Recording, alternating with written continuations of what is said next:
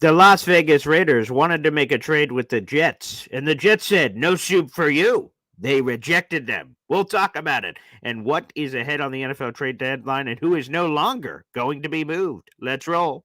I'm going to lose my gosh darn bananas. Boy Green Daily starts now. Zoinks!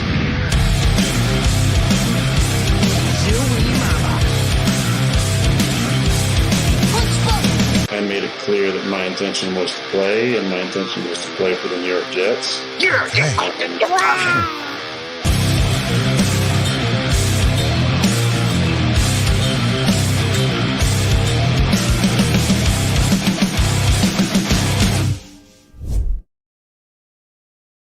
What's going on, everybody? I'm Paul Leston Jr., a.k.a. Boy Green. I'm the New York Jets digital reporter for Heavy.com. Welcome to Boy Green Daily, a daily New York Jets video show, also available wherever you find your podcast. It's a victory Saturday, baby. My favorite kind, as the Jets had a thrilling win over the Houston Texans on Thursday Night Football. A Halloween spectacular. Hopefully you guys had a happy Halloween the other night and are enjoying all the love this weekend with this mini bye for the New York Jets. Real quick, let's flip our emoji countdown. 34 members away from Phil getting his emoji. If you'd like to join the Boy Green Coffee Club, there's two ways to do it. Right now, it's the pinned comment on YouTube. If you're rewatching this stream, okay, we're live every single day at 7:30, then you can always join the Boy Green Coffee Club in the YouTube description down below. Just simply join the Boy Green Coffee Club here. It's only $2.99 a month. If you'd like to gift channel memberships, be Oprah Winfrey. You get a membership. You get a membership. You get a membership. Feel free to do so. It's the money sign on YouTube. Final option. Booyah. Gift as many as you'd like. 1, 3, 5, 10, 15, 25, even a 50 spot at some point might eventually happen on Boy Green Daily. You never know what could happen. Make sure you guys turn on your gifting channel membership so you are eligible to receive one of those memberships. Well, it's a Saturday, so we got to go to our special guest for today's program. A little hop on pop action. Esden Zone has entered the conversation. What's up, Pop? Hey now, how's it going? I love the support the troops do rag. That looks good on you. Very nice, and love the energy this morning. Look at that! Look at that! The New York gosh darn Jets, baby, with a beautiful dub over the gosh darn Houston Texans. Looks pretty good. Pretty good. Yeah, apparently for somehow, there are teams out there have another team's number, and the Jets apparently have the Texans' number for sure. Boy, that's for damn sure. I brought it up on the radio show, and people went, yeah, that was a random fluke, buddy boy. And look what happened. So sometimes that happens. There's stylistic matchups, and also, obviously, there's the roots of where D'Amico Ryans came from and Saleh to Ulbrich and all this other hoopla, which is pretty interesting. We'll get into all that in a minute. I want to make sure we get immediately to the headline of this video. There's also an article in the YouTube description down below. A juicy nugget here from NFL insider Albert Breer joined the Rich Eisen show this week, and it's this. In the Devontae Adams trade. So that trade goes through, but the Raiders apparently wanted something else other than just the conditional third-round pick that they got. They wanted Mike Williams in the trade. Here's the direct quote from Albert Breer. Quote, I could give you this little nugget on him. The Raiders tried to get the Jets to throw him, Mike Williams, in the trade for Devontae Adams, but the Jets wouldn't do it. Breer explained earlier this week. The Jets did end up giving a 2025 conditional third-round pick to the Raiders for Adams, and if he becomes a first or second team All-Pro this season, or, again, either one of these things happens, this becomes a second-round pick. So if the talented receiver is named a first or second team All-Pro, that becomes a second, or if he's on the active roster for the AFC Championship game or a Super Bowl, that pick would become a second-rounder. So, in other words, we might as well just give him the second-rounder, obviously, because of what the Jets are going to be doing later this season. Ayo! So we're going on a run, baby. But let me ask you that first, before we even get to anything else. The Raiders wanting Mike Williams, which makes sense because their general manager is Tom Telesco. He was the general manager that drafted Mike Williams in the first place back in L.A., so it makes sense that they would have wanted him, and all the receiver issues they're certainly having there in Vegas. And the Jets saying no. What are your initial thoughts on that? Yeah, and I have to turn around in my head the timeline. I think the reason that they didn't do it, because I think Mike Williams was already, Lazard. Yeah, Lazard was already injured. I think if Lazard was healthy and not on the injury report, they would have let Mike Williams go. I actually believe this was before because this dates back to Devontae Adams' first game with the Jets was Pittsburgh, and Alan Lazard was still ready to Question. roll then, wasn't he? I Oh think yeah, I think he was hurt then. yeah, I think that's a he good point. Let's get so maybe they had the forethought there. That could be interesting. Yeah, let me make sure. Alan Lazard played in that game. He played it in Pittsburgh. that was If his I have it last here. game, right? But he came in. He was Yeah, banged up when he but the came trade in. was before though. Yeah. Right. I think It he was already wasn't banged up. But anyways, yeah, go ahead. it's That's okay. so they're either, in my opinion, the Jets are either in smart or the opposite. Lucky. Because with their wide receivers, with all those healthy wide receivers, and eventually it's great to go all in, but eventually you've got to peek into the future and getting something back. Maybe they don't give up the third round. Maybe they just give him Mike Williams for a swap. Who knows what would have happened? But what I'm saying is, if you knew that all your wide receivers were healthy, you should have got rid of Mike Williams at that time because he's going to be underutilized. You have too many mouths to feed. If you knew that Lazard was kind of iffy, then it's a smart move to keep him, especially because now he's out. He's not coming back to week 13 now. So That is correct. So yeah, let's get to that function of it. And I will say the only reason I think to trade Mike Williams, injury or not, is if he's a malcontent. Like, hey man, you're not going to get the rock as much, and then he would have expressed that frustration consistently. That might have been a thing that maybe the Jets should still hit the eject button despite the really interesting situation that it is. But yeah, to your point, it all works out, and now he is unlikely to be traded by the deadline, which by the way is Election Day. It's coming up on Tuesday, November 5th. That is from both Rich Cimini and ESPN's Jeremy Fowler. Because of this Lazard news, which we're going to get into, Alan Lazard is hurt with a very strange chest injury. I'll read you guys the quote from Jeff Holbrook yesterday.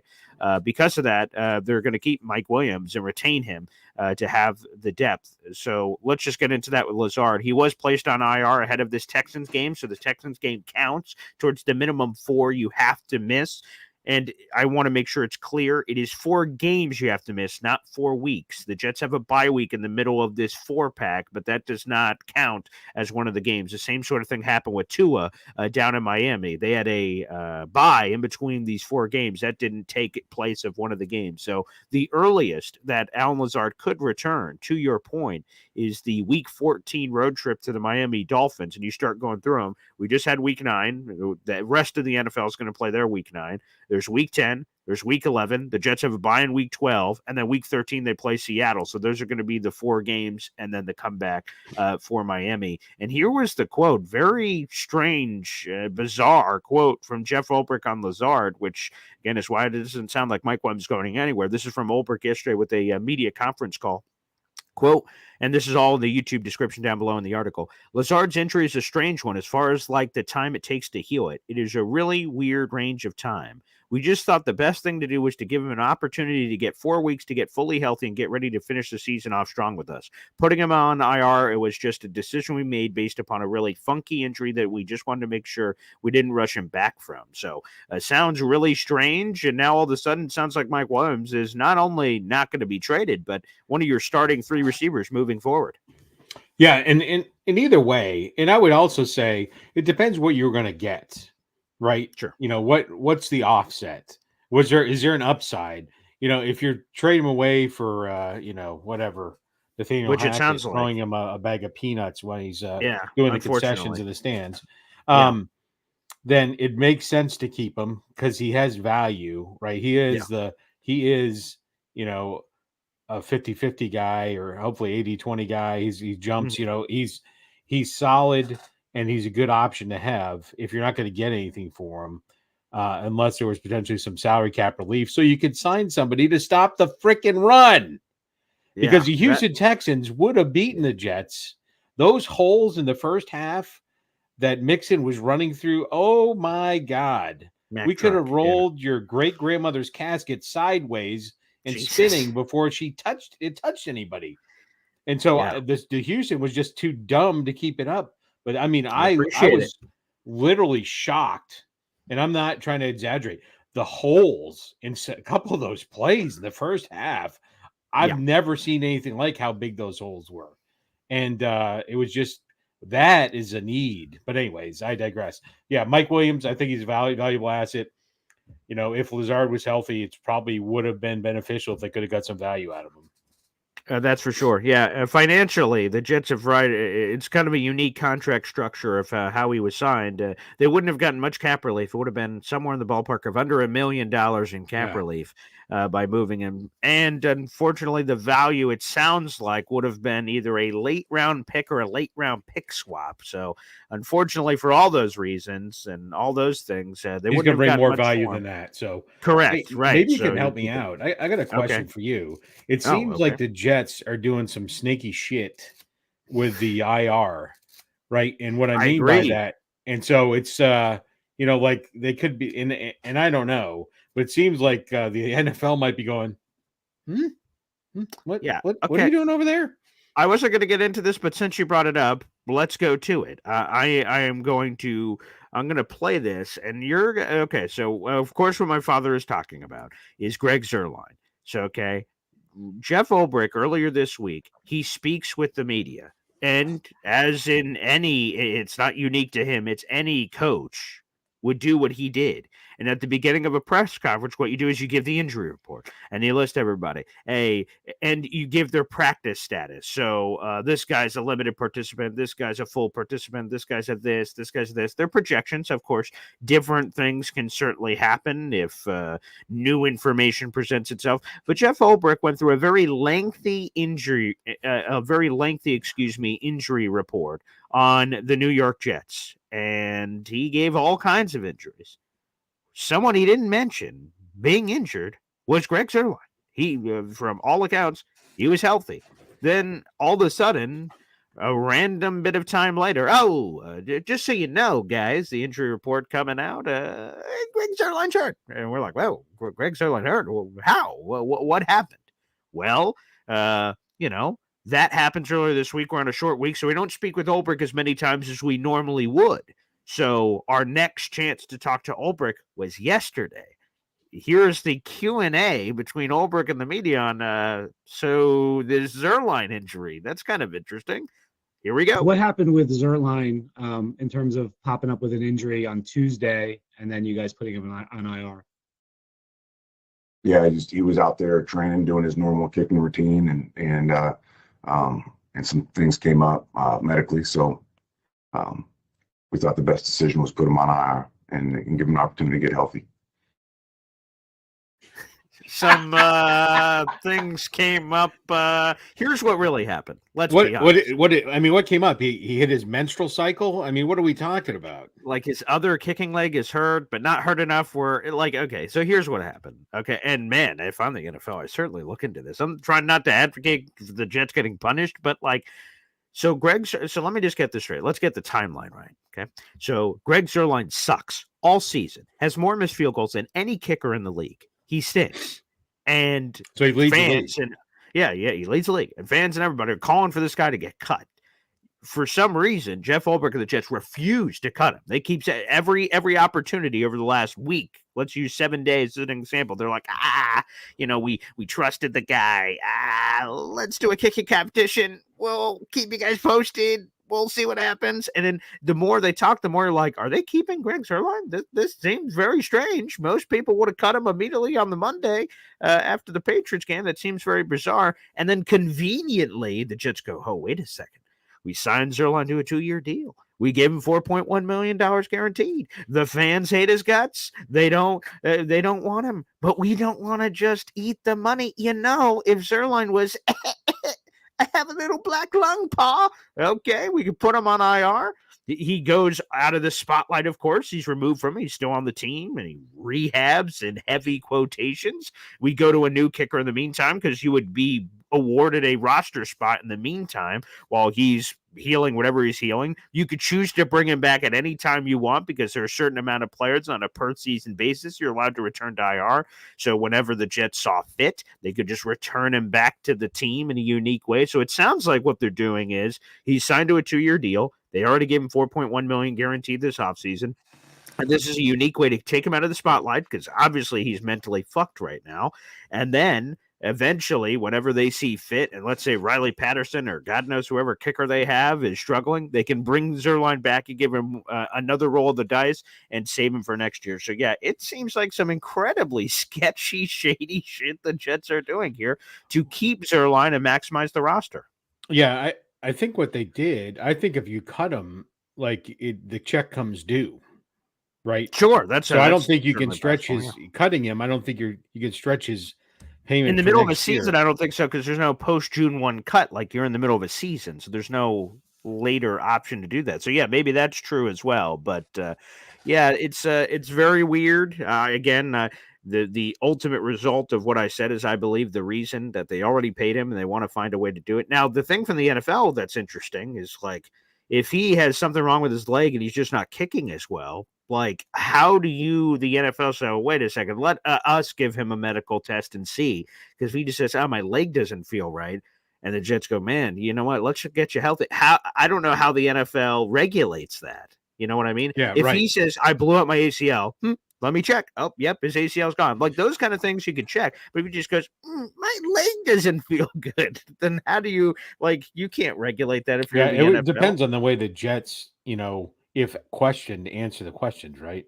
Yeah. Right. So if the NFL sends somebody over, hello. Yeah. So tell us about this Zerline thing. And because you either didn't report, as you were required to, his injury status, or the day that it happened, it was so severe that you immediately jettisoned the IR, which obviously happens all the time. Sure.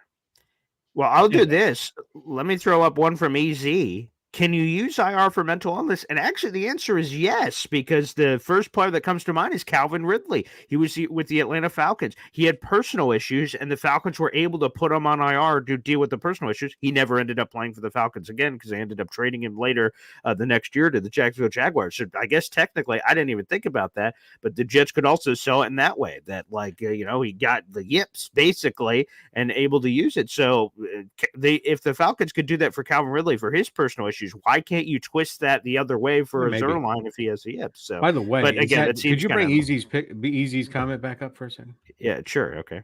Yeah. So is that his Woodstock biopic? I'm just asking. It could be. He's got a flower shirt on, a peace sign, perhaps. Peace sign. I was just wondering. Very, very nice. I like the new avatar. Very nice. It's a nice touch. So, anywho, it's, again, I wasn't going to bring it up, but it was yeah. But just yeah, so anyway. But like I said, Jet fans, just be happy with Riley Patterson. He did doink one of the extra points, but it doinked in. So, but you're part of the club, baby. Well, welcome in from that perspective. So we'll see when Lazard comes back. I saw like a Jared B earlier, like speculating maybe it's a torn pec or something. I don't know, but they keep calling it weird and funky and whatever the case is going to be. So we'll keep an eye out for that. But with Lazard out, Mike Williams in, and someone else in, Pop, we could get into this a little bit more, with Lazard out for the foreseeable future, at least 4 games, could be more. Mike Williams certainly is getting more opportunities, no doubt about it. But so is Malachi Corley. And quite frankly, Malachi Corley, the only reason he's even been active the last couple of weeks is because Lazard's been unable to go. He had been out. So the Jets needed another wide receiver. So then they can look at the inactive wide receiver pool and see what fruit would they like to pluck. And that is Malachi Corley. And so he's gotten an opportunity the last 2 weeks directly because of the Lazard injury. And oh boy, old Malachi Corley, an orchestrated design run that was chef's kiss. Todd Downing, it was his Mona Lisa, hanging in the Louvre, baby, untouched. Malachi Corley, perfect play design, perfect time to call it. Everything was all aligned for Malachi Corley to get the first touchdown of his NFL career. It was right there for him, Pop. And well, he one of your favorite players in the NFL. There's no question about it. Is Deshaun Action Jackson, baby.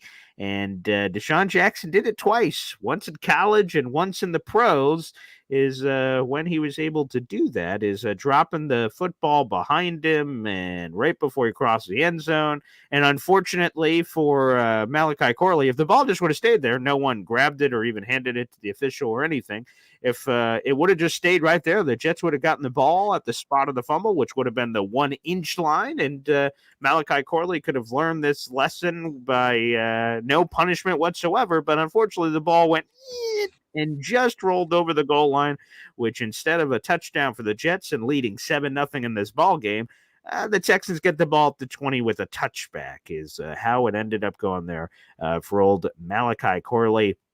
And since Malachi Corley fumble-rooskied the ball, there have been several people that have commented on Malachi Corley, from Jeff Ulbrich several times. We also have Aaron Rodgers after the game taking a jab at him, saying, I said for this offense to reach its ceiling, it's scoring 28 to 30 points. We would have scored 28 points tonight if it wasn't for a play that didn't happen. He said, I'm just still going to pretend like we scored 28 points. And then we'll also play an Ulbrich clip here in a moment from yesterday on this play of Malachi Corley, because Father, it seems like you have some thoughts on this young man. And Malachi Corley, the 65th overall pick in the 3rd round, the player the Jets traded up for out of Western Kentucky, Deebo Samuel 2.0 is what people said about this young man. And for much of the season, he has been, cryogenically frozen. Before we get your answer, here's Jeff Ulbrich yesterday, who was asked about the play and kind of like the coaching of it when something like that happens. Let's roll the footage. Jeff, I'm sure you go over the Corley play, like when you guys are prepping for a team and going over situations. We see that. I think it happened in a college game recently. Just beyond just the player dropping the ball, because I guess if you had recovered that ball, it would have been a touchdown. Do you want guys to pounce on the ball if they see a teammate do that? Just kind of what are your teaching points off of that play? Never make it close. Like, we don't put anything in the hands of the ref ever. So that is 100% on us as coaches, making sure we emphasize it, and the player executing that. Like, you squeeze that ball hard enough to pop it until you absolutely are in the end zone. And on top of it, that would have been his first touchdown. So that's a ball he should have kept anyway. Shouldn't have dropped it anyway. So not acceptable. He knows it, and it'll be something he learns from, grows from, and be better because of.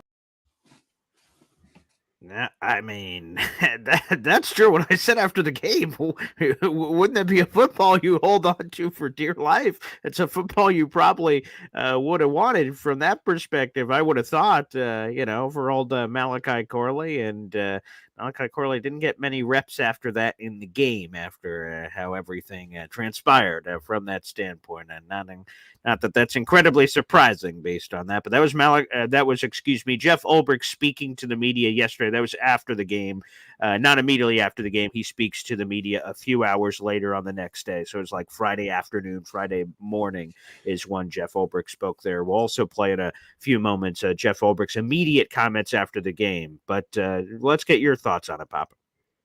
All right. Since you've continued to, espouse verbs there, you've overlapped my comments. But anyways, sure. I would say just a couple things before I actually get to Malachi Corley. Yeah, it is odd. If he had literally just picked up the ball, even picked it up and spiked it, or if he had picked up the ball and you went and put it in as a keepsake, there's a couple different ways the Jets keep the ball. One is he picks it up. One is it just dies in the field of play. Correct. They lose it if it rolls out. And by the way, it just barely matriculated out. They had to find the footage, and it just right. But so that was odd. But before I get on to talk about Malachi Corley, I just got to say, Aaron Rodgers is a shitty teammate. Oh God, here. Because why did he have to bring it up? There was no reason to add that on. Let's talk about your first half, Aaron. How about that? The worst first half. Yeah, he didn't have to. The kid was down. There was no reason to kick him. That's all I have to say. That kid is beating himself up until the next time he gets an opportunity. There was no reason. Ulbrich has to answer direct questions. Aaron Rodgers offered that. That's all I'm saying. Anyways, I would like everybody quick, though, on that. No, there's nothing you could say. It's trash. There's no reason he said it. Aaron Rodgers never made a mistake. But Aaron Rodgers, so throughout the press conference and the questions, and he did, of course, a million interviews coming off of this primetime game. So he talked to the Amazon Prime crew on the television set. He had the local media presser. He does his Pat McAfee show, which, by the way, I'll be honest, I have not heard whatever he said on the Pat McAfee show running around yesterday. But he talked about how terrible he played, and that's probably the worst half of football I've ever played before. So I think sometimes when we get pocket answers from players or quarterbacks or whatever, like, when we talk about this Greg Zerline thing, I've gotten a lot of shit on social media for, yeah, Paul, that's the real problem with the team. So wait, I'm not allowed to talk about any individual thing without giving the context of the full season on every answer? That doesn't make any sense. So can't Aaron talk about something in a pocket? And it was a joke. I think that's a good way to try to get people to move on. A baby seal and he's clubbing them. Why don't you talk about how you're the bottom of the league in most statistical categories as a quarterback? Let's talk about that. 29th in the league in completion percentage, 25th in the league in yards per attempt. Let's talk about those. The MVP, the future Hall of Famer, the cup of suck. Why don't we talk about that? Leave Malachi Corley alone. But anyways, let's talk about Malachi Corley. I'd like everybody on, I think almost everybody that's watching is over 22 years old. I would say for the most part. You're more almost a decade over 22 years old. I just want you to think about this. Okay. I want you to think about this. All right. Anybody in the chat can start talking crap about Malachi Corley if you never did anything stupid as a 22-year-old. Anyone?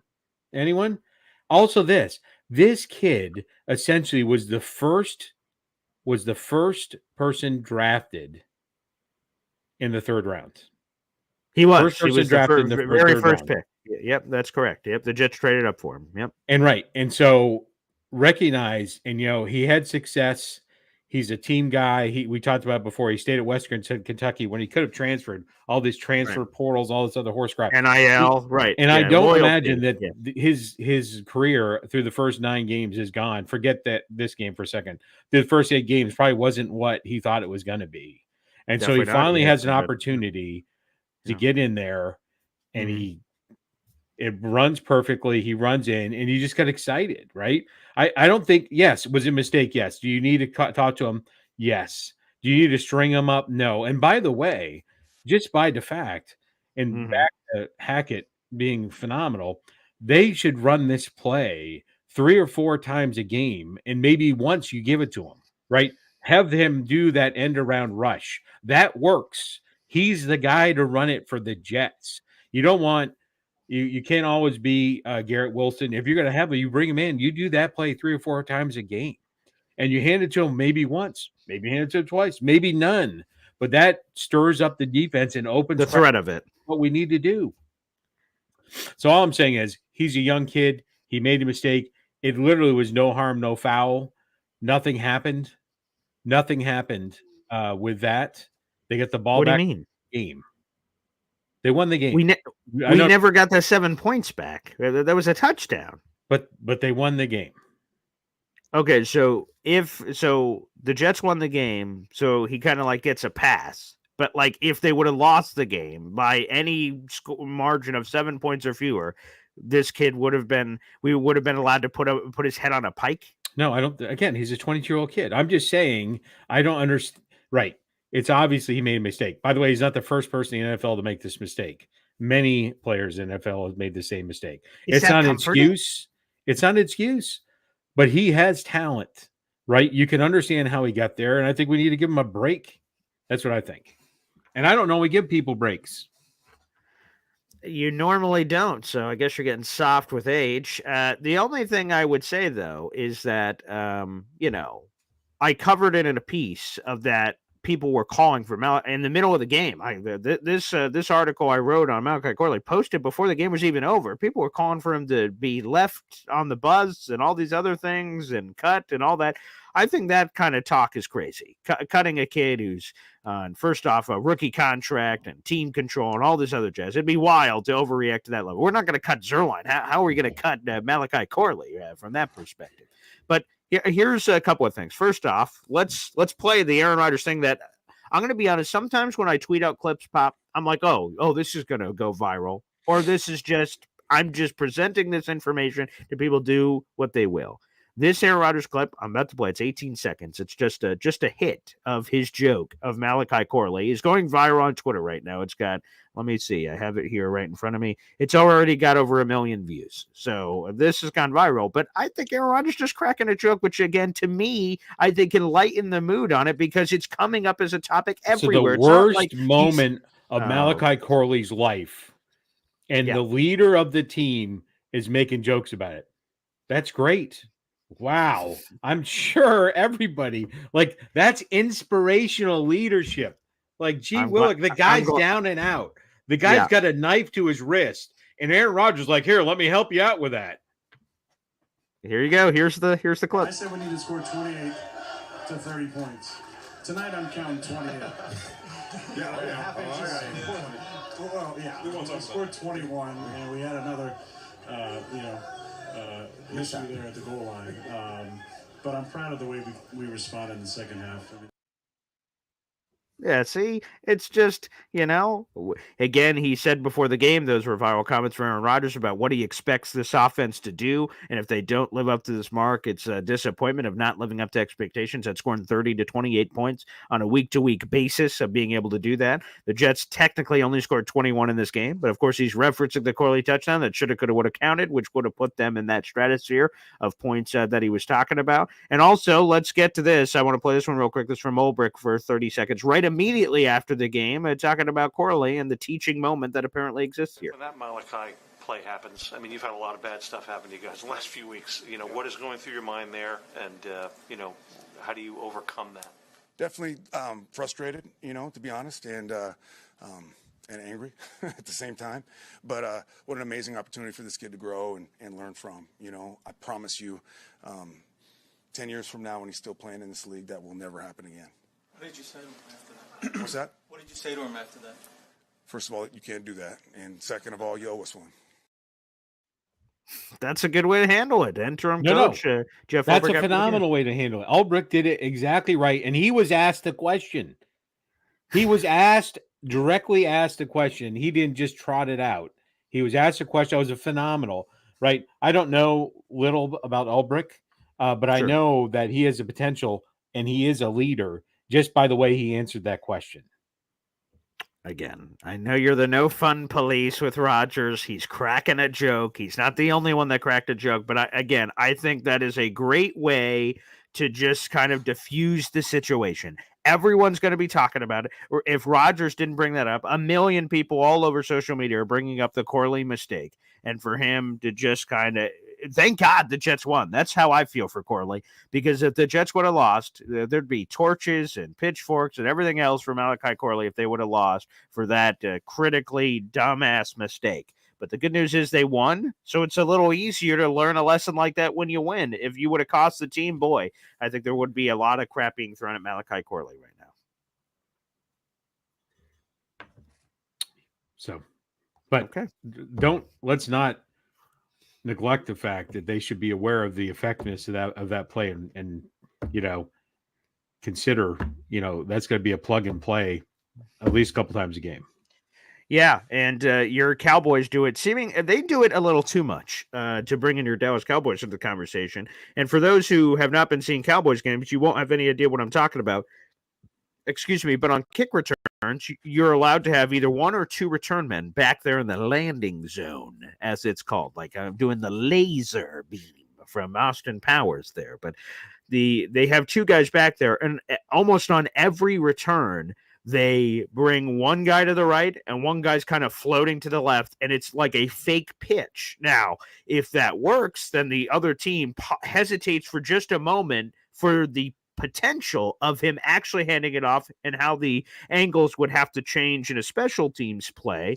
But the Cowboys have been doing it a lot where people aren't biting anymore on the second flip, which maybe it's a perfect time to flip it back perhaps. But they've had a lot of success with some of these fake pitch returns. So to your point, on the Malachi Corley plays, if you're just threatening it with a fake, and you could get a little bit of hesitation on the second level of the defense, and maybe that's going to work. So again, with Lazard out, Corley is not going to go off, I don't believe, into Antarctica. I believe he's going to get his chance again here in the future to make a play. And I think Ulbrich, like I said, that comment, you owe us one. And hopefully Corley uses it the right way to kind of, put it back together, because for a guy who basically didn't play at all through the first 8 weeks of the season, he had one catch for 4 yards. For his first opportunity to be this and blowing it, like, man, I'm sure he's in a tough mental state right now, but we'll see how he fights through, because, again, he's going to get those opportunities because of injuries to the wide receiver room. Yeah, I actually thought you're going somewhere else with the Cowboys run that play, which they do it a lot with CD Lamb, a similar type play. Oh, on offense? On offense. Okay. I would tell you the kickoff, I would hate to contradict you, but I will. Turpin leads the NFL in kick return yards by a margin. Okay. On the kick returns, he averages 35 yards a kick return. So that play, which we've seen 3 or 4 times, is obviously doing pretty well for him. They're doing a little too much. They're doing a little too much. Yeah. Well, leading the NFL. Yeah. I see what you're. Good point. You always come with solid. Well, just because I said so. Don't throw facts at me. Anyways, let's move on. That's a little better than the pulling Aaron Rodgers over. Sir, do you know why I pulled you over? No, I don't either. But let's just start making fun of Aaron Rodgers for no particular reason. You hate Aaron Rodgers' guts for some reason, and you have this bias against Aaron Rodgers. I don't. I have to balance it out. Like, you give him like this golden ticket, like you ate a candy bar, an Aaron Rodgers candy bar, and every time you give him a golden pass, right? If you look at what the Jets have received, we're going to take out last year. Look at what the Jets have received, right? You have even gotten the average quarterback that I said the Jets needed. He's not even performed at an average level. That's not hate. Those are facts. He hasn't been average. He's in the bottom 10% of the league in a lot of statistical categories.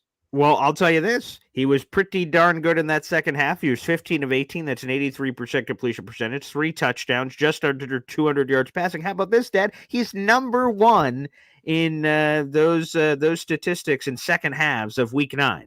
No one else has beaten Aaron Rodgers in those statistics. Where's the T-shirt? Moron. So, but in all seriousness, though, but Aaron Rodgers, he was terrific. All 3 of it. Here are the 4 drives in the second half: touchdown, touchdown, touchdown, victory formation. And he put the Jets on his back and made Aaron Rodgers heroic plays. He did what he was brought in to do, which he has not done in the majority of the 10 games, I guess, technically, that he has played in, right? And so I had the Jets at 12-5, I believe, if we go back to the tail of the tape. I predicted that he was going to do well. I want him to do well. I want the Jets to do well. I want him to be – he has clearly not hit the mark. That is the entirety of my statement. He is not hitting the mark by a wide margin, right, in the bottom of the league. We needed somebody to come in and not lose games for us and make the difference. Now, there's plenty of other problems, as we talked about, run stopping, some blocking, but there's a lot that is on him. And I hope that based on the chemistry, I hope Lazard comes back in week 14 against the Dolphins. I hope the chemistry continues to build with Mike Williams and they continue to do things, these creative plays. It's almost like they discovered how to be an offense with Corley. So I hope that second half is the second half of the season, because then who knows what can happen in the last 8 games if he plays at that level, which is that's the Aaron Rodgers that they hired, that the reason they signed him was for that half. But 1 half out of 10 games is do the math. Beep, boop, beep, 5%. Let me see. Beep, boop, beep. He's 3rd in the league in passing touchdown. Beep, boop, beep. He's 3rd in the league in completions. I don't know. Aaron Rodgers seems to be doing doesn't count. People have had a bye week. The Jets haven't. He's a game ahead of everybody else. Wah. No, don't come to me with facts. Don't come with the facts. Well, those are facts too. Your stand up. Your voice is being muffled. Your voice is being muffled. Stand up. Don't diminish the facts. The stats are the stats. I just gave you hard, stone-cold facts. I wish someone hadn't stolen my bell, the BS That's bell, too bad. because it would be ringing like the British were coming. Well, I have bad news for you, Pop, but I also have good news. The bad news is they can't be 12-5. It's impossible. They're 3-6 right now. But the good news is they're going to be 11-6. So just a game off your schedule. They're There right it on is. course. The ship is there, and There they're it right is. on course. There it is. Right on course. The sunshine is coming. You've got the new glasses on. How could Amazing. you not? Look at this team. Look, if Aaron Rodgers operates the way he has in the second half, who can't the Jets beat? Is my question. They only face one team the rest of the way with a winning record, and it's Buffalo. And that Buffalo team is a team that the Jets have favored very well against. So it all lines up very nicely for the New York Jets. Yeah. Well, I want that second half to be a portend of things to come for the future. And I think there's components. And frankly, if Joe Douglas is not scouring to save his job, he should be scouring the frickin' waiver wire, scrounging people up, looking for interior defensive linemen, right, to plug those gaps and stop the run. If they had that, right now. Yeah. What's that? Yeah, it's rough right now. Yeah, Joe Mixon had 100 yards rushing in the first half. Now I'm going to have to break down attempts to see how many attempts of the Rocky did. Either the Jets did awesome in the second half stopping him, which must be true, but also how many run attempts did Houston even have in the second half, which makes no sense because the game obviously was – I say in the balance the entire time. And what I mean by that is it wasn't 40-0. It's not like the Texans had to get away from the run game. So I'll be kind of curious. I'll have to break down the numbers after the show to see, because, right, if the game was in the balance the entire time, that means they could have run the ball any amount of times that they wanted to, obviously. And when I talked about it, those holes in the first half, they were freakish. Like, I'm not trying to overplay it. I mean, he was running, and before people touched him, he's 8 or 9 yards down the road. They were, and that's not unique to this game. That had been happening all season for whatever reason. So it's been. This is on the Houston. If they had, I don't believe. It'd be interesting to look it up, but I'll look at it too. Is how many rushing attempts did he have in the second half? Was he hurt? Was it something else? But I wouldn't have done anything but run. CJ can calm down, and they put it in his hand. They lost the game. All right, let's get a YouTube member shout out here. Every time we get one of those, we hear from my daughter, Zerline. Wow.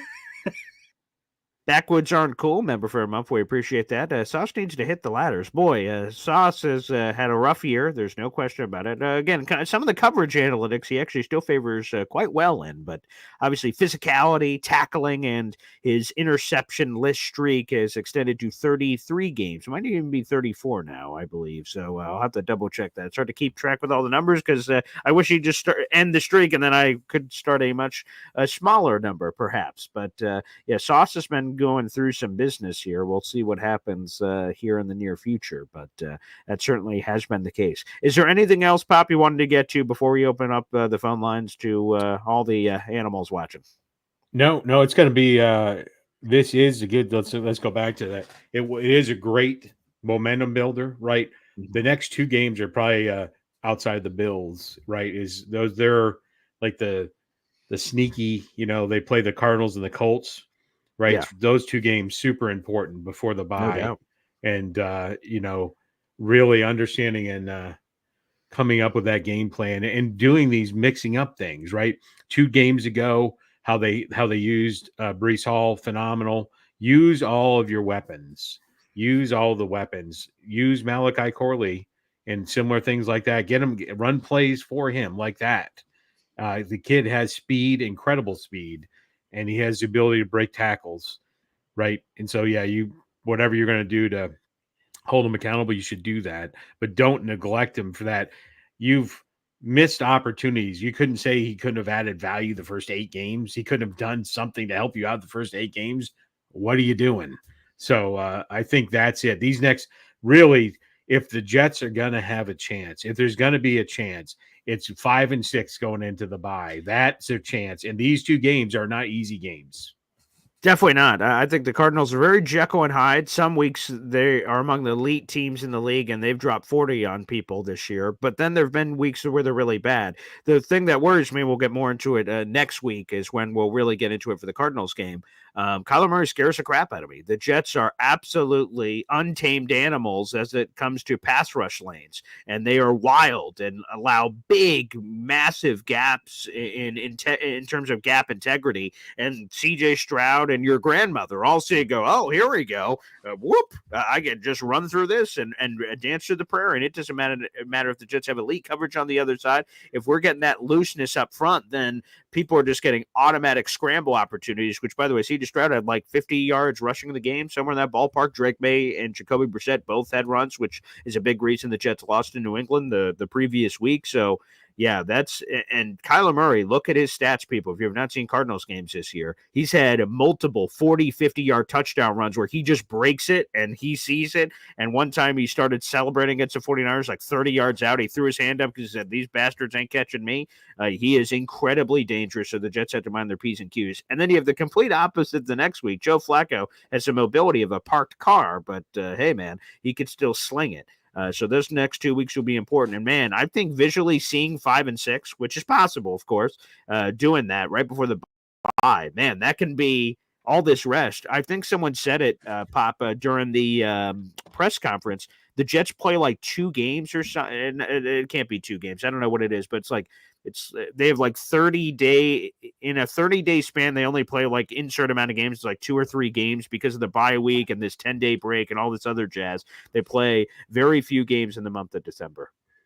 Yeah, I mean, it's all how you do it, right? If you go the day after the Cardinals game and then you stretch it to the day before the 4th game, look, it's 30 days between the game. Okay. Yeah, I heard them say that I heard them talking about that on the in the post-game broadcast. But the point is that the Jets will be able to get healthy and a more regular schedule, right? They've been playing Monday night, Sunday, Thursday, this, that, or the other. Now you're going to get a lot more of these Sunday to Sunday opportunities, true full game weeks, which, and like here I said, it is, could right? really help. If you go the day after the Cardinals game is November 11th, the day before the Jaguars game is December 14th.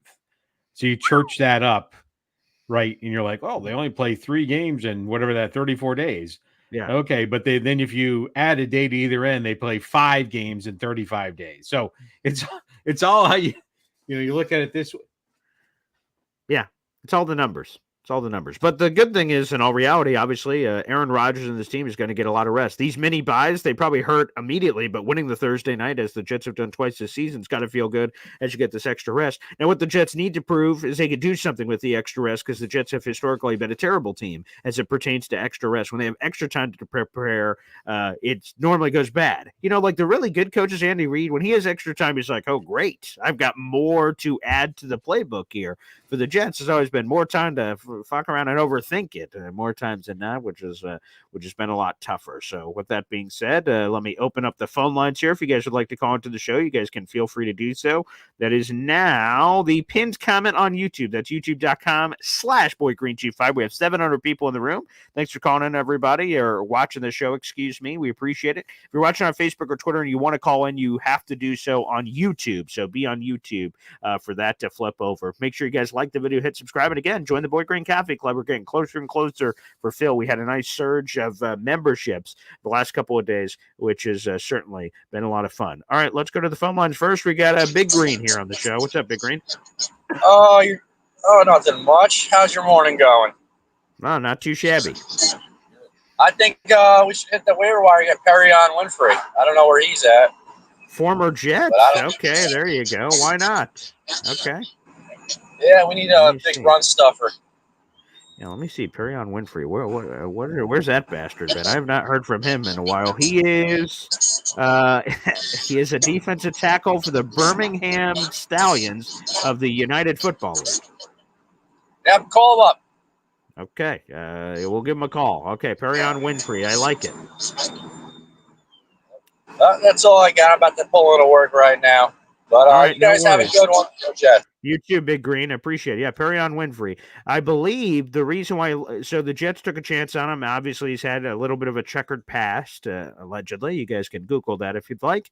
Hit the old Bing machine on that if you'd like to see some of the off the field things, which seem a little questionable. But the Jets took a chance on him, and he was looking good in the developmental defensive line stage. And then he got seriously hurt, and then the Jets moved on. So he has been kind of off the beaten path. And now the Birmingham Stallions. Hey, no shame, United Football League, the Rock, if you smell, all that stuff is going on over there. So not too shabby. All right. Do you smell that? Ahead, Bob. By the way, yeah. A shout out to Imamji, my lovely wife, who's in the process of commencing the bacon cook. So not so the bacon lights on? No. Oh, not yet. Yeah, but marinating. Okay, let's go back to the phone lines. Grits are always marinating at this household. Let's go to Easy. I just finished. Hey, Easy, can you move your mic a little closer? I finished my grits. Oh, you finished your grits. So I'm so sorry. Yeah. We should have gotten to you earlier before your grits. Yeah. That's all right. It's a novelty now, so got to do new shit. Yeah, there you go. Okay, what's next on the menu? Oh, well, nothing. I'm going to yell at your dad a little bit. Ooh, okay, here we go. Let's go. Ring the bell. So, Paulie, have you ever been in a locker room? Are you talking to me? Yeah. Have you ever been in a locker room? I absolutely have been in a locker room. Yes. Don't you know that Corley probably got his ass ripped to shreds in a good-natured way, though, but they had to have teased the living shit out of that kid. I promise you he can handle it. So whatever Aaron Rodgers said in that little thing after the game was probably just like a little wink and a nod kind of thing. I mean, nobody in a locker room gets away with that kind of a bonehead move without hearing it from everybody. Yeah, but you don't have to say it on national television. There was no need for that, especially right after it happened. Well, he didn't really say it. You know what I did in the locker room is we alluded over to him it and supported him that day, and then the next day we'd give him a hard time. Probably a mixed bag of both, because I fumbled one time in a game and I got a mixed bag of both. Some guys came over and, banged on my head like you're an idiot, and then some guys gave me a hug. But, you got to deal with it. You made the mistake. You own it. That's all. He's a big boy. He's a professional. He's getting a lot of money. He gets paid more than I do. I made a bonehead move at work. I almost got fired from it. But, it happens. Right. That's all. I'm just saying it's not going to kill him. It's not going to kill him. Well, again, I think the same, way where things happen and we're like, how do they respond? For instance, here's a random Syracuse football reference. Only a few people will get probably, but Syracuse played at Pitt on Thursday Night Football, not this past Thursday, a couple days ago, but a week ago, and they got their barn doors blown off in primetime. It was embarrassing and pathetic.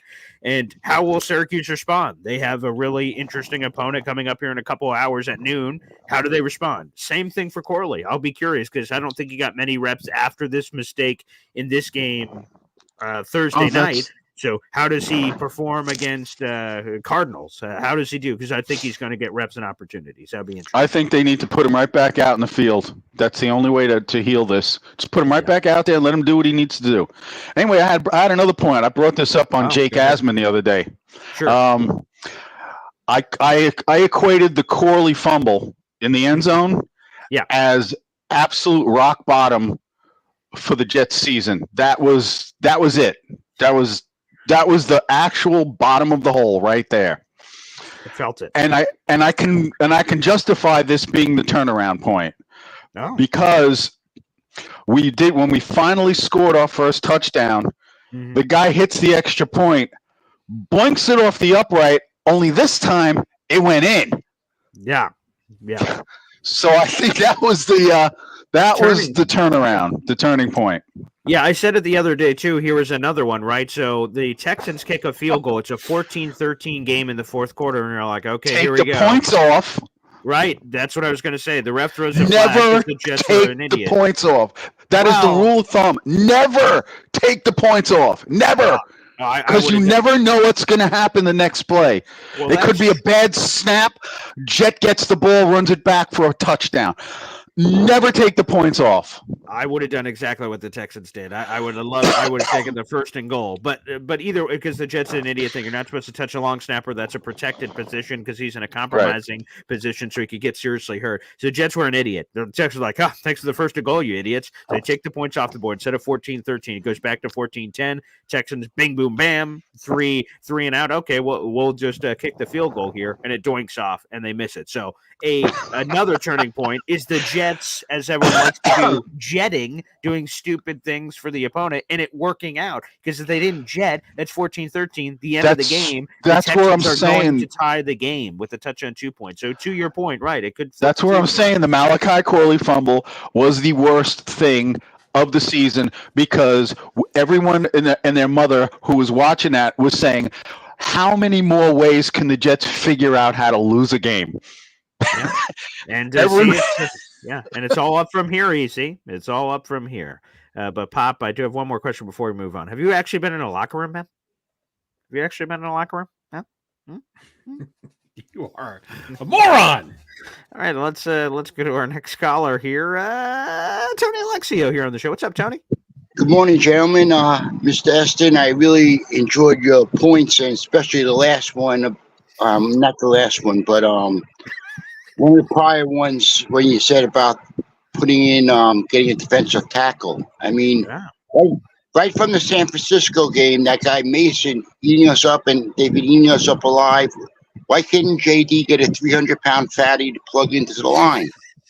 I mean, it's just a simple GM move. You know, find somebody, even if he can't tackle, the runner will bounce off of him and he'll get tackled some way, you know, along the line, you know. I don't get it. There seems to be fat people in ample supply on planet Earth. Find one of them to plug and play, for God's sake. Yeah, especially in America here, you know. Exactly. Plug them in next to Quinnen, and you know, running defense is solved. I mean, simple. Yes. Vince Papali Invincible hot dog eating contest, open competition at MetLife Stadium, and find this next fat bastard. Okay, and now a couple other points. If I can get a little time, I usually fasten out. Okay. But the thing about Malachi Corley, the kid was restless. All right, I mean, he finally got his opportunity. Let's just forgive him and move on from it, you know. And that's very forgiving of you. Yeah, no, I'm good. I'm sorry, I got interrupted by my honey here, but yeah, it happens. I didn't get the bacon like your pops did, but you know, okay. I got a coffee. But you know, the kid was just waiting for his opportunity, and he overreacted a little too early. Let's just move on from. There'll be more joy from this. I agree. He'll get better. And real quick, let's pour one out for the honeys out there. Let's pour one out for the honeys out there. Let's pour one out. God bless. Now the next thing is the total dysfunction of this organization. I mean, I know we only need 6 wins. Let me just put this out there: 6 more wins, and I believe we'll win 6 out of 8. Really? But, okay. I mean, don't you believe if we get 9 wins, we can be in the playoff? Is it possible? Is it like physically possible? Yes. In the 2009 way, to me, it's possible. Where every week for like the last 4 weeks, I said, hey, Tony, it's week 10. Welcome to our flight. You see this little document I provided here? These 12 teams have to win, and these 12 teams have to lose. If they do, this increases the Jets' odds from this to this. And I feel like that's what we're going to have to do. Because of all the effed up tie-breaking situations, if the Jets have 9 wins, we're going to be doing all that funky stuff of going, go Bengals! I mean the Giants over here. No, wait, go Colts! We're going to be rooting for like 12 different teams to have everything aligned properly for the Jets. Okay. I think 10 wins, unquestioned, they're in the dance. 9, we get a little funky. Okay, but it's a uphill battle with this pathetic coaching staff that we have. But before I get to that point, the main dysfunction I want to talk about is this atrocity with this kicking going on IR. Yeah. What are you trying to hide? This is ridiculous. You know, just cut the loss and get him out. I don't care about salary. What's he making? $2 or $3 million a year? He can't be making that much. Kickers are cheap and. Just cut him and move on. Don't hide. Oh, you got an injury. What game are you trying to play with us? We deserve better than this. Yeah. You know, but I'm Yeah, glad my the other father guy said it came in. before. Yeah, I'll Okay. give credit to my dad. The Broncos owed Russell Wilson $1 billion and said, "F you, buddy. We don't care what we owe you. Get out."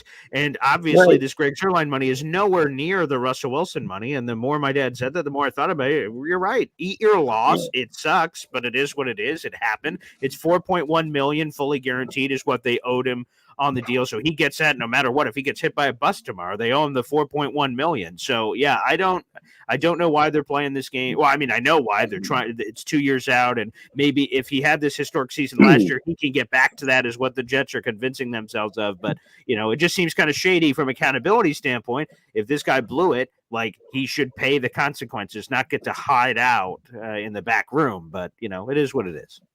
Okay, now the last point I want to get on to was when I spoke to you about the last time we spoke during the crisis of before we got our miracle win last week. Yeah. The cry of the fans wanting Rex back. Yes. Okay. You were still a teenager. You were in high school, probably maybe a junior high. I don't know, but the first thing he did when he came in here said he wasn't going to kiss Belichick's rings. That's right. I was in high school. He brought a spark to the team. He did. He got and I know Todd Bowles was the next best coach we had, but he wasn't. I mean, this guy brought something in, and he made and everyone remembers the worst years, but all his staff, he had no players to coach, but he still coached to win, no matter what. He created defenses out of nothing. I mean, he was spectacular. I know. He's not offensive. We were a winning organization when we had him. Even when we were losing with him, I mean, he tried to win. He didn't just fold over and make excuses and go to the thing after the meeting, after the loss, to the podium with the reporters and say the same stupid stuff over and over again. That's true. He took it. I mean, we're a lost organization right now with this coaching staff. We need somebody to bring a fire in, to give a belief that we are winners, not losers. Yeah, we need direction. There's no question about it. I appreciate the call, Tony. A lot of good action happening there. Again, shout out to the Honeys. Oh, look, Jared B. Speaking of the Honeys, there we go. We got a new member to the Boy Green Coffee Club, baby. You love to friggin' see it. We are now 33 members away from Phil getting his emoji. And by the way, I already have the emoji. All we need to do is get to the proper thing for YouTube for me to be able to unlock it. So I've seen it, and it's great. And Phil, again, is one of our loyal listeners from the very beginning. So shout out to Jared B. And as we continue to chip away for Phil, that would be great. All right, let's keep this train rolling. We got a lot of callers here. We'll try to get to everybody here on the show. Let's go to Ricky, New York, live here on the program. What's up, Ricky? Good morning. Hey, how's it going, Paul? Now, there we go. I did tell you a couple of days ago that we were going to win this game, didn't I? You did, Ricky. Did you have the lottery numbers? What's next? Well, use your powers. I wish I did. Okay. But history does have a way of repeating itself. And, we beat them last year. And we did. The big CJ Stroud looks like a mortal man when he faces the Jets. Now, there's something that one of the other callers said about, the turning point being that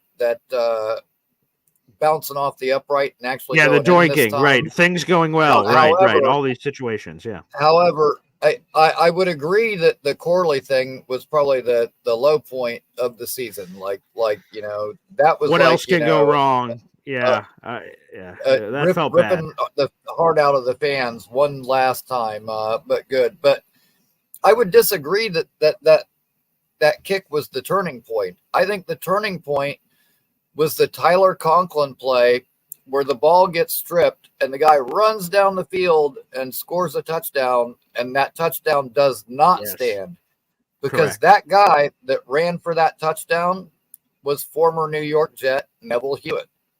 That's true. I love Neville.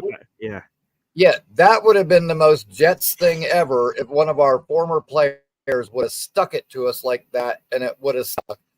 And I was so happy when the officials overturned that. And I was like, man, the officials aren't screwing us. That's actually not going to stand. Like that would have been just the ultimate if that had stood. And right from there, I was like, okay, maybe there's some hope. We're only playing the other team, not the other team and the refs. So that's always a good thing when that happens. And Breece Hall, people forget about this one because he got it, but Breece Hall fumbles the ball, and thankfully no one was around him. If anyone was around him, that ball goes to someone else. He fumbled it, and he goes like, and like crawls over and goes and jumps on it. I was like, oh my! When he fumbled, it's just rolling forward. I'm like, oh god, oh geez. So yeah, thank goodness. And the other thing is, the very first fumble of the game, Will McDonald just fell on it. He didn't try to scoop and score or do anything fancy and mess it up like we tend to do sometimes, but actually fell on it. But now there were several encouraging things from this game, and Esden Sr., I know what you're saying about Rodgers with the Corley comments, but I mean, he didn't come right out and say his name. We all know what he was talking about. But in all fairness, Peyton Manning, who's, one of the best and classiest ever, what was his quote? If it wasn't for our drunken idiot kicker. I mean, hey, you know what? Sometimes when you make your bed, you got to lay in it. He's a big boy. Granted, I mean, it's not cool to be piling on, but honestly, that was a boneheaded mistake. And we can't sit here and say, oh, we need to hold guys accountable. And then some shit like that happens. We go, oh, yeah, but he's a young kid. Let him slide. No, it can't be both ways. So at any rate, I think some encouraging things. Real quick before I go, Senior, I know that you always give Boy Green a hard time about his math. I wonder if you know anything about Boy Green's geography, though, because the other day he said that Austria and Australia are the same neck of the woods. And I just wanted to get your take on that. I would like to say my son has a great personality. All right, thank you. But there it is. Math, geography, history, well, those are none of those. Anything that involves reading a book is not a strong suit. Up, down, left, or right, baby. That's it. All right, man. You guys have a great morning. There he is. Boy Ricky Green puts the Mo in Mo Ron. Oh, why? Thank you. I will Did say. You really say that? Well, here we'll lay it on the line here, and then we'll get back to the phone lines here in just a moment. So, we normally do on Fridays the multi-stream. We're streaming on this channel and Jake Asman's show, so he can see all the. It's cool how the internet and technology works. That people that are commenting because they're streaming in both places. That if anyone comments on my stream, he can see it. So he sees our number one Austrian Jets fan. And when our number one Austrian Jet fan gifts memberships or anything, Jake will highlight and say, Paul, this is from your channel. Give us a shout out. What happened? And Jake would always go up. Here's our number one Australian Jets fan. And I would always go, it's Austria. It's Austria, not Australia. And so I tried to make him feel, better by I said, it's like the same thing. What are these letters underneath the numbers? What are here we go. Again, you know what? Here's another thing. Okay. And I think I speak for people. I speak for those who are unspoken. I speak for those who don't have a voice. When this is something else that I know other people, they didn't know either for a long time. And then I'm going to tell them this information today, and they're going to be like, what? There's going to be people. If you're in your car and you have to gas up and you look down on all your meters and signals and everything, okay, you're going to see one of them that has an arrow either pointing to the left, oh my God, pointing to the right. And there is a lot of people that do not know that is the arrow pointing one direction or another is determining where you can gas up on the car. There is a lot of people that don't know that. And you want to know what? You're welcome, people. That is it.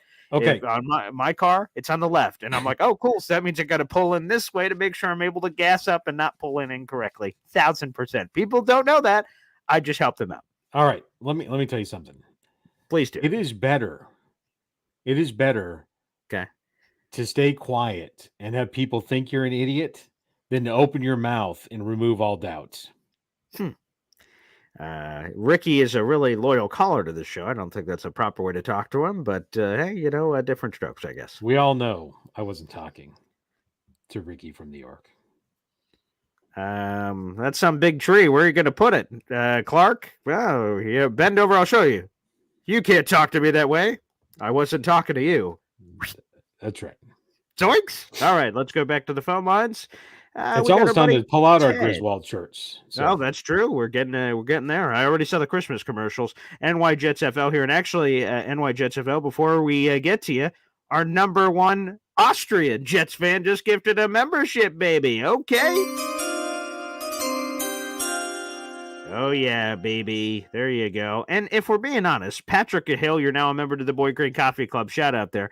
When you say general vicinity, I mean, we're all on the planet Blue Earth. I mean, relatively speaking, I mean, we all kind of are in the general vicinity. It's better to stop talking at this point. All right, we're 32 members away from Phil getting his emoji, but again, shout out to our number one Austrian Jets fan, baby. Number one in your hearts, number one in your programs. We appreciate you, and thank you for the gifting of the membership. Anywho, let's go to one of our loyal, Boy Green Coffee Club goers. It's Ted here on the show. Good morning, Ted. Morning, Paul and Paul Sr. Paul Jr., are you implying that Paul Sr. doesn't know what side to pull up at a pump at? I'm not going to say that I did say that, but I'm not going to say I'm not going to say that. There's a lot of people that don't know that, and I'm just trying to do a service for the people. There's a lot of people. Actually, Sal Capaccio, who joined us a couple weeks back for the Buffalo Bills game, he tweeted that out like, hey, people, just so you know, this is it. And so many people responded to that, what? I've just been kind of guessing on the side. I didn't know that there was a symbol for it. So, yeah, that's true. That's the thing. And Paul Senior, you're responsible for nuclear codes also, right? How much your codes are the right? No weapons launching. I'm responsible for nuclear power putting lights on across America. Okay. So not everyone is a superstar in everything. So I'm willing to help fill the gaps. God, that's okay. I'm just with you guys.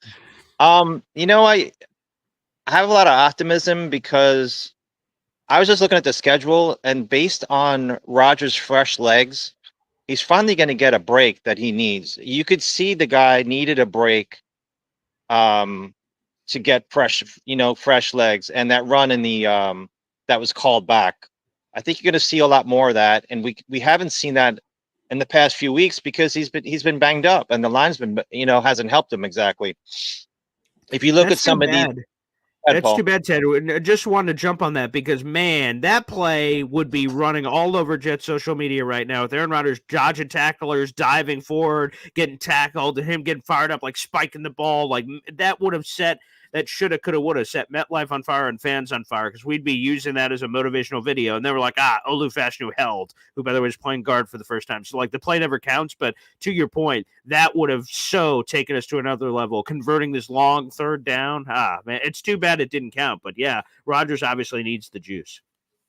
All the other players with minor injuries, I'm sure they're going to appreciate the 2-week break in some of these games. Sure. I mean, I don't care about the history of the Jets. It's just 24, right? Some of these facts could be 15 years old. I don't know what they are, but sure. I have a lot of optimism. I mean, I think we can make a big run based on what we've seen. Let's just one day at a time. I know people like Neil on Jake's show talking about, taking a flight to the Super Bowl already. I mean, let's just go a little bit slower than that. I did have a question real quick. Paul Sr., Falcons, Eagles, Texans, and Commanders. That's the Cowboys' next 4 games. I mean, you're going to have to score 40 against the Falcons tomorrow. Tomorrow, right? Tomorrow, yeah. Feel about that slate of games for the Cowboys. They are 3-4. Yep, they're 3-4. I think it's going to be tough. I'll tell you, the Falcons were not very impressive when we saw them in person just a few weeks ago. Mhm.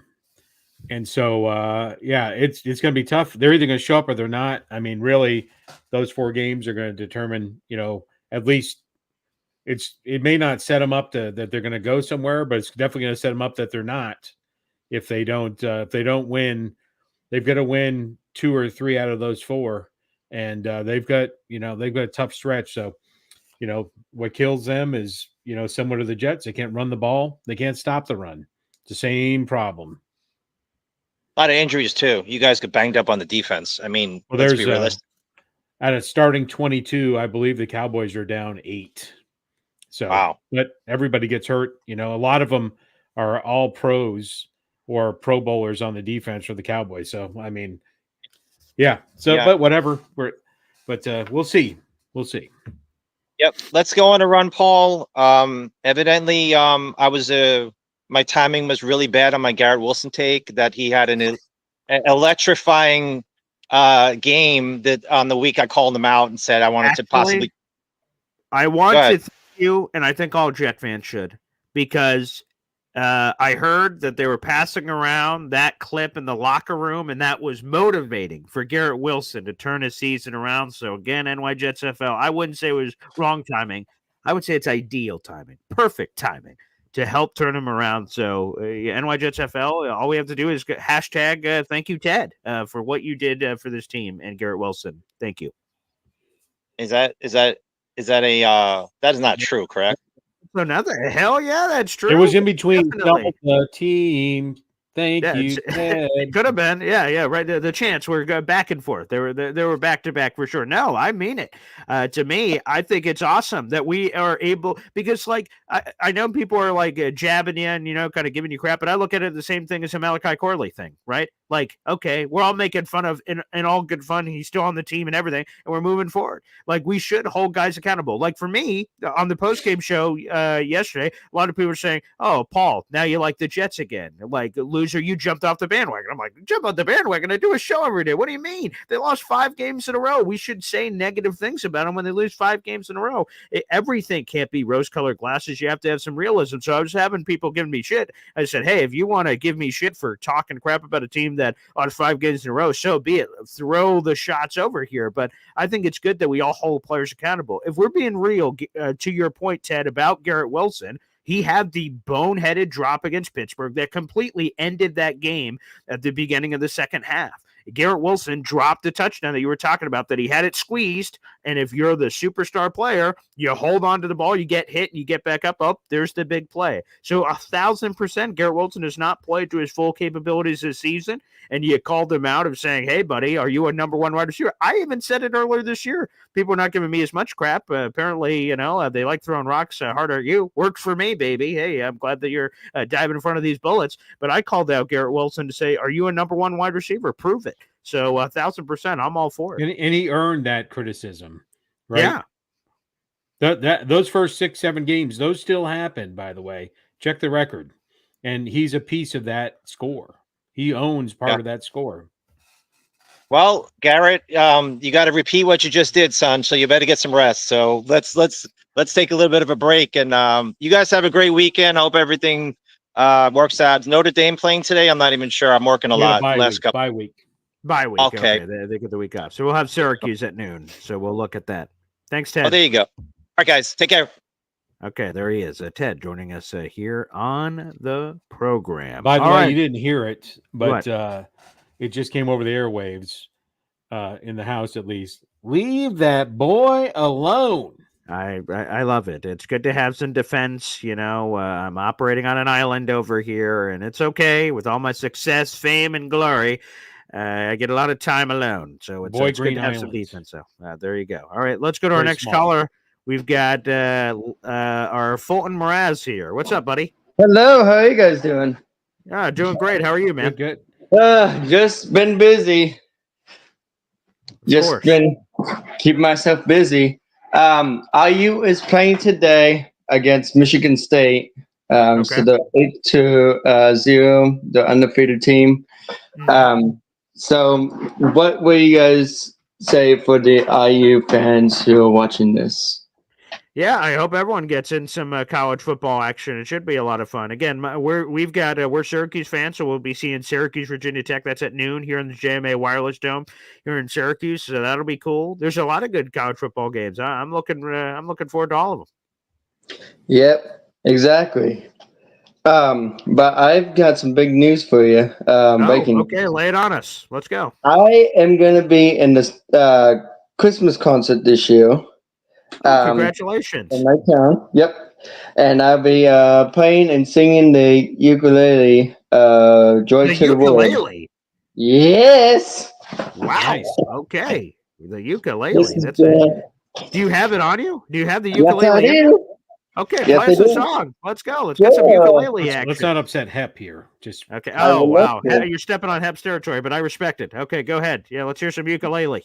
Let me get it all ready to go. Okay. Yeah, sure. Do you use a neck strap with the You ukulele? guys ready, the song called Buffalo Bill, Buffalo Gals? I don't think so, but No? I'm willing to listen. Yeah, let's give it a Buffalo whirl. Gals, yeah. Sure. Let me just turn the music real quick. Okay, sure. All right. Sorry, I got a lot of song that's coming in, so. No, that's okay. I get paid by the hour. Yeah, it's okay. You get paid? I don't. I don't actually. He always I gets just like paid. I do. Yeah, that's all right. Oh man, Was that but movie? ukulele? That's a great talent. The 51st Dates, is that what you're thinking of? No. Adam Sandler? It's the one where they pretend they're a family, and they get to the kid. Oh my gosh, that's go with it. No, I can't remember maybe it was the name of the family, the Joneses, the Johnsons, and But you're then talking they about the get Adam Sandler movie, right? No, it's not. I'll have to. Yeah, I'll have where to he had find the it. fake family and he was going through it. No, that's not it. Yeah. Okay. Anywho. So I'm still looking for it. Oh, what are you looking for? The music sheet? Oh, okay. There you go. Sure. Yep. Okay. All right. Sure. I'm good. So I'm just trying to get all my papers in here. Sure. Yeah, that's there you go. Okay. Sorry. Wow. Okay. Buffalo girls, won't you come out tonight? Come out tonight. Come out tonight. Buffalo girls, won't you come out tonight and dance by the light of the moon? Sorry, Mike. No, that's okay. Yeah, no. That was great. It. Yeah. It's Wow. We're the Millers. We're the Millers. Oh, that's that. Oh, where all four individual people have nothing to do with each other and come together. And the kids they're all like, "You're making 50,000. I'm making 3,000." And at the end, the kids like, yes, "You guys are getting paid." Anyways, that was phenomenal. Oh, great job! Thank you. Wow, And I I can't will wait. be on The Voice on the 18th. I mean, actually, Wow, on the The 19th. Voice? Excuse me. Yep. Oh my goodness! Congratulations! That's awesome, man. And Thank way you. to kill it on the ukulele. Thanks for sharing it with us. Yeah, you're welcome. Make sure you guys keep watching, and hopefully I'll be on there. All right, can't wait, Mr. Fulton. Thank you. Wow, terrific ukulele. I wish I had any talents or anything of any nature. So, booyah! All right, let's go next. Here we got Johnny Boy on the show. Johnny, do you have an instrument or anything you're going to play? There's some show and tell. Maybe Johnny's a Buffalo gal that just came out tonight. Oh, I think he was actually. I don't think he called in until he heard Buffalo Gal. He's like, "Oh, that must be me." He's like, and then he called in, like a dog hearing a like a high-pitched Batman whistle. signal. Like, oh, and he's like, "Hey man, best of luck to Fulton. Yeah. Man. Yeah, Shout you nice out, guy. bro. That was awesome. You ever seen the movie The Hills Have Eyes? Yes. Yeah. Yeah. Just think about that movie. That's all. Okay. Deliverance. Okay. All right. Yes. Damn it, man, dude!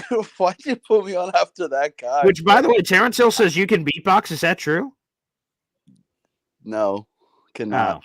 No, Terrence lied. But can I? And I'm out, baby. I'm just kidding. Oh, okay. There you go. Oh, God bless. Thanks, Johnny. We'll see you. Okay, great. No, I'm just kidding. Go ahead. Go ahead, Johnny. What's on your mind? I have to say this. Every time now I see Ted Call, I'm thinking about Roman Reigns, right? Him doing the whole with his hand and getting ready. Oh, yeah, that's what I'm saying. It is. It's the. Yeah, I am seeing it because, like, again, we joked about it on the 411 last night. He's always like wrapping his hand because he's like normally during a workout, and then for Roman Reigns, he kind of gets his hand ready when he's about to do the Superman punch, and then ooh, oh, and then the Waboya! The Superman punch. Yeah, so I will never unsee that now ever again. Thank you.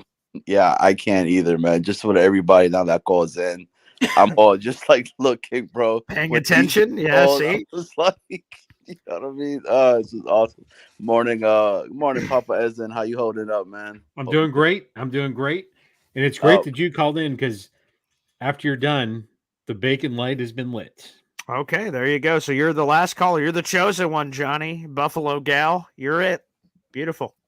Yeah, Buffalo Soldier, maybe. You know, Oh, hey, there you go. all right Okay, there. Right? there you go. Anyway, Yeah. I do have to say something in regards to the whole thing with us being off for such a long time. It Sure. kind of worries me, right? We've been notorious for not playing well coming off of That's some true. time off. Long Okay? layoffs. That's true. And off of a win as well. Oh, that's Right. true. So it's another thing too, because I mean, look what happened against the Patriots, right? We got some success, it got all to their head, and then look what happened against Denver. So I hope that, you know, the vets that are there, Aaron, Devontae, these cats are like, we haven't won anything. We won one game, and our record is still our record right now. So don't get that all that noise that you're starting to hear from the media outlets and blah blah blah that, oh, are the Jets back? Because it's one game at a time right now. It is such a long road for us right now that there's a possibility for us to go and to maybe do the P word, because I don't even want to talk about that yet. I just want us to win and continue to keep winning and go from there. So I'm intrigued to see how they're going to show up with this game against Arizona, because Arizona is a very, very tricky game. It's a good with word to use. Kyler. They're very feisty.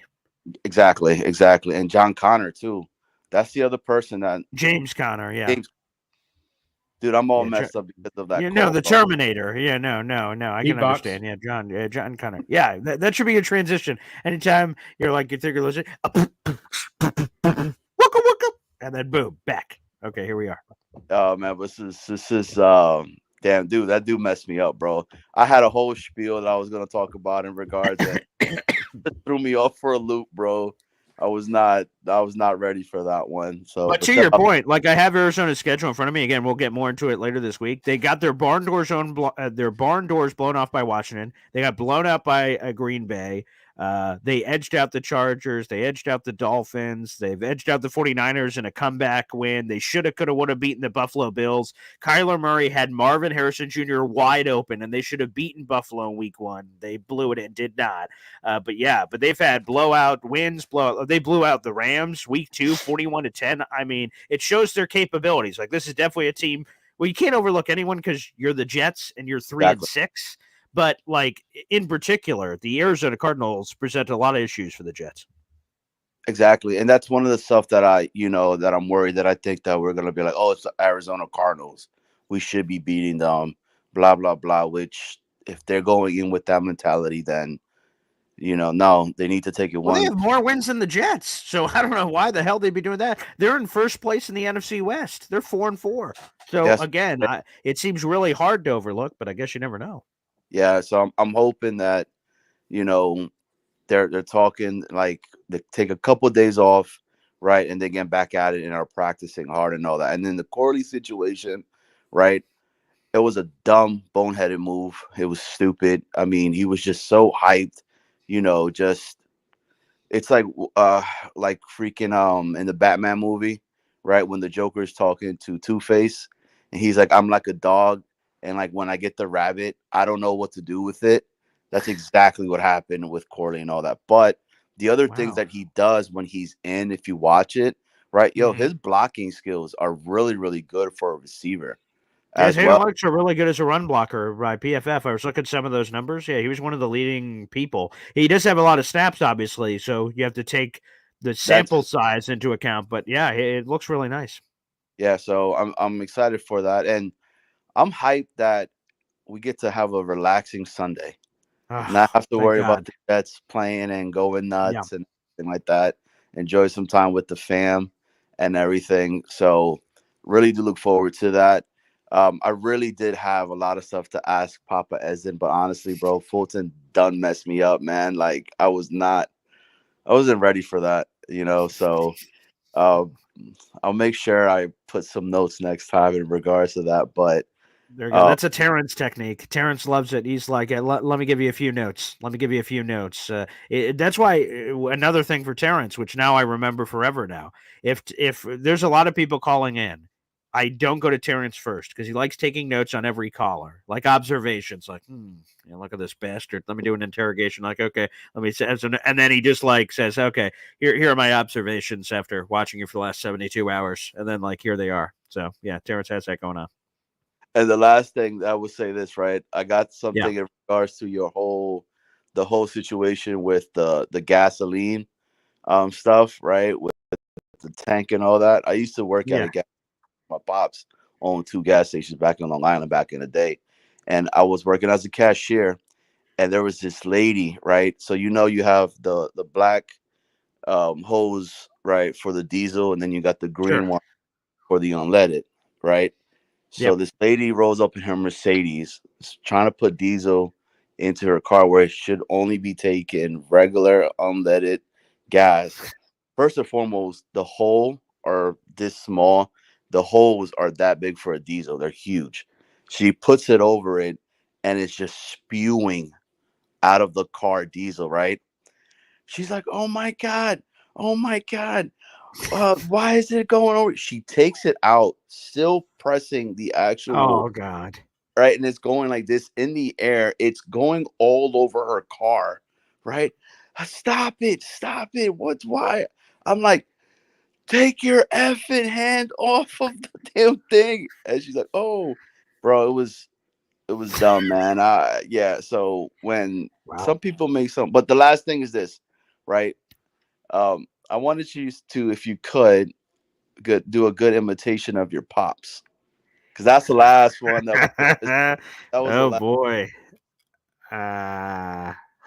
That would be well. Mo Ron, right?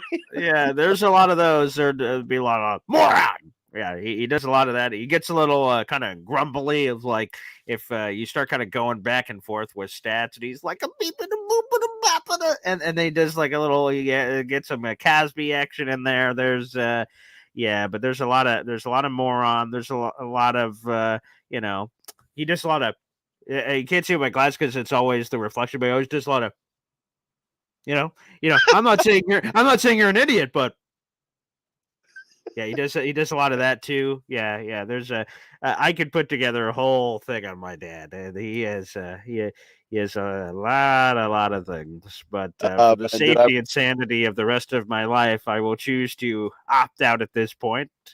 But yes, thank you for the call, Johnny. I appreciate and the gasoline story. That's Yeah, good. hey, appreciate you both, man. Papa Ezen, enjoy your breakfast, man. BG, always a pleasure. Everybody in the chat, this was awesome, man. I really had some good stuff to ask, and Fulton done messed me up, man. So appreciate you, Fulton. All right. And real quick, as we're getting you out of here, Johnny, if people would like to see the Boy Green interview on the 411 channel last night, it was crazy fun, a lot of great stuff. So again, search out 411 on YouTube, and you guys could check out the full interview with me, Johnny, Uncle Tio, and everyone who called in and everything else. It was a lot of fun. So people can check Yes. that out. Yeah, please, guys, go check it on the 411 on New York Sports. Theo _ Uncle _ VR. If you want to put that in, it'll bring you right on over to the actual YouTube page. And the interview is funny. It's awesome, super insightful. You get to see another side of Boy Green that not many people know in regards to a lot of his fandom, how he started, right? With the whole ROTC, with the junior ROTC, also in regards to how he started doing the radio broadcasting, content creator, and then how, he didn't become a Dallas Cowboy fan and his dad was wanting him to be a Cowboys fan so bad, so as he's shaking his head. Yeah, I know. And born in Gardner, Mass, which is all the other stuff. Yeah, there's a lot to unpack there. My father should definitely not check out that episode, for God's sakes, but, we'll see what happens. Johnny, thanks, brother. Appreciate it.